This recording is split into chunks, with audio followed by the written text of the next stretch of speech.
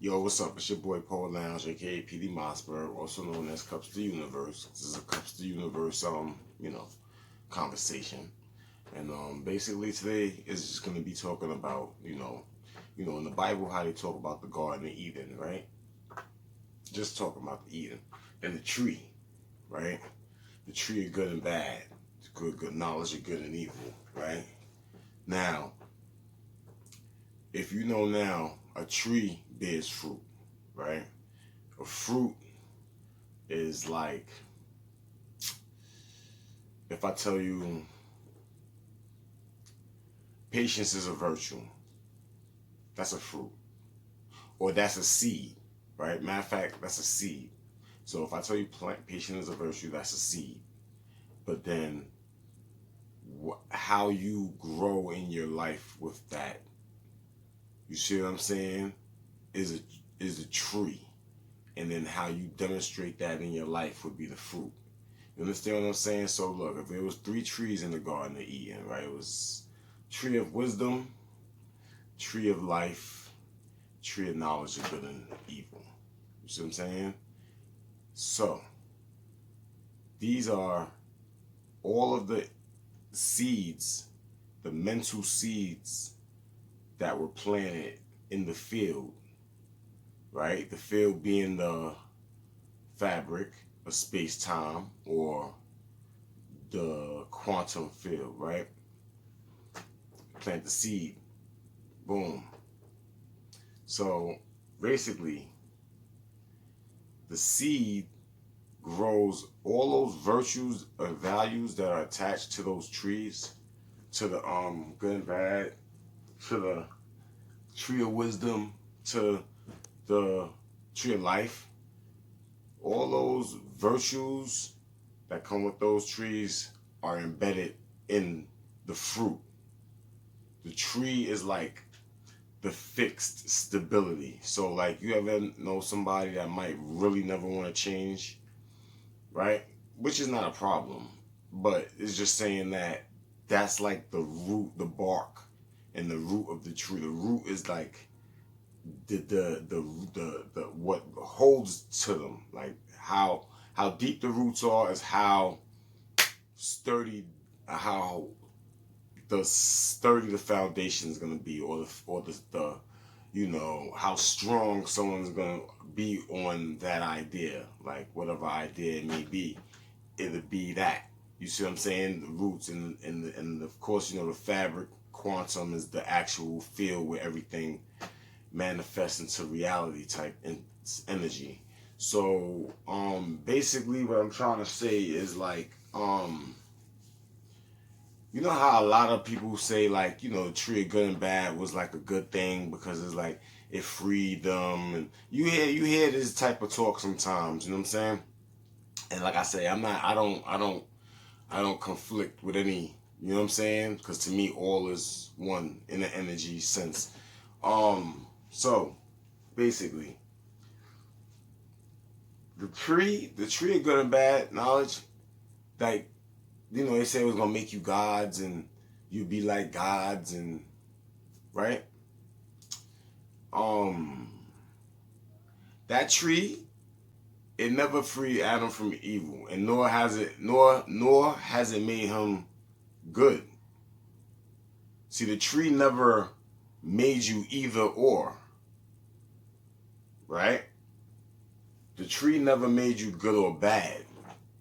It only gave you the seeds of good and bad virtues and principles and how to formulate. It never freed you from ever being bad, and it never made you completely be good. That makes sense. You see what I'm saying? The tree of wisdom is like knowing the seeds and knowing why not to plant certain seeds. You feel what I'm saying? And grow certain trees that bear certain fruit that tempt certain people. You understand what I'm saying? That's what they're trying to say in that story. That story is about doctrines.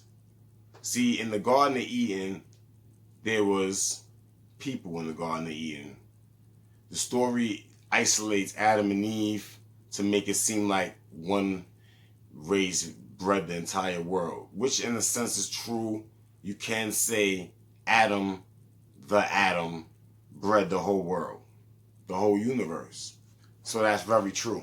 Not in the context that y'all look at it, but even in the context that you look at it, because even the atom is in everybody. So it did come from one, and then the atom ever evolved from fish life to human life. So it adds up when you use the atom, when you talk about atom, right?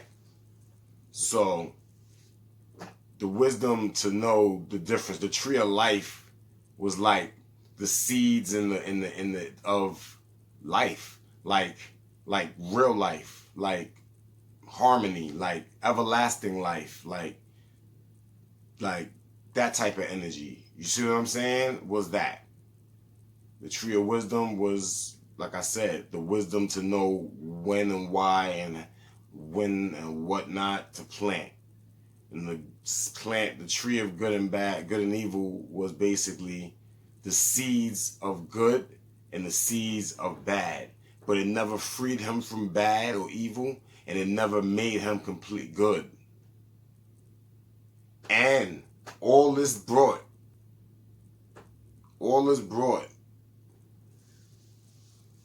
this fruit basically brought death to all those who ate of it. So you see, like, in this composition makeup that we exist in, animals, pets, things of that nature.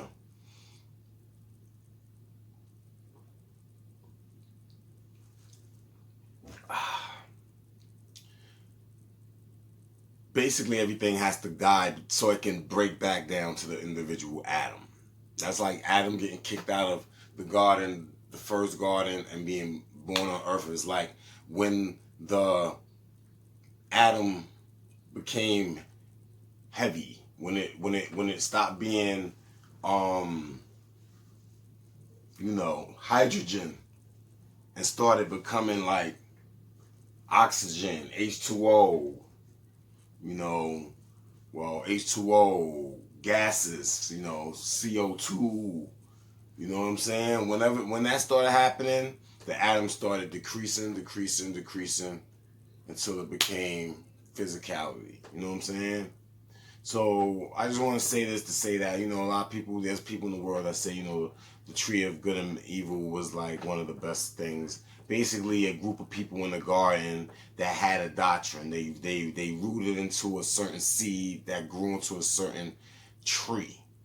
The people being the tree, and they spoke and they bear fruit. Like my ways bring me this and bring me that, and this is the fruit of my tree. This is how I express it, and they, the Adam and Eve in that story, was tempted to change dynamics from, being, a certain type of people, of living a certain way, of eating off the land a certain way, you know what I'm saying, and these type of energies, and until to focusing on good and bad and labeling it and putting it around, and that also gave leeway for evil to enter.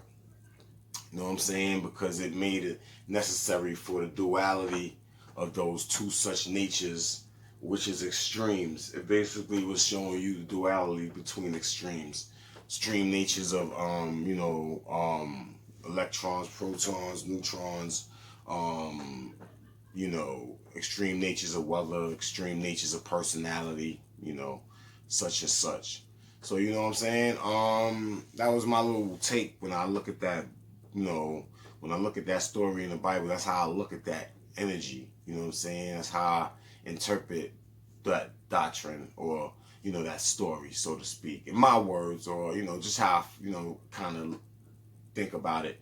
You know what I'm saying? But yo, it's your boy Kupz the Universe. You already know. Holla at your boy.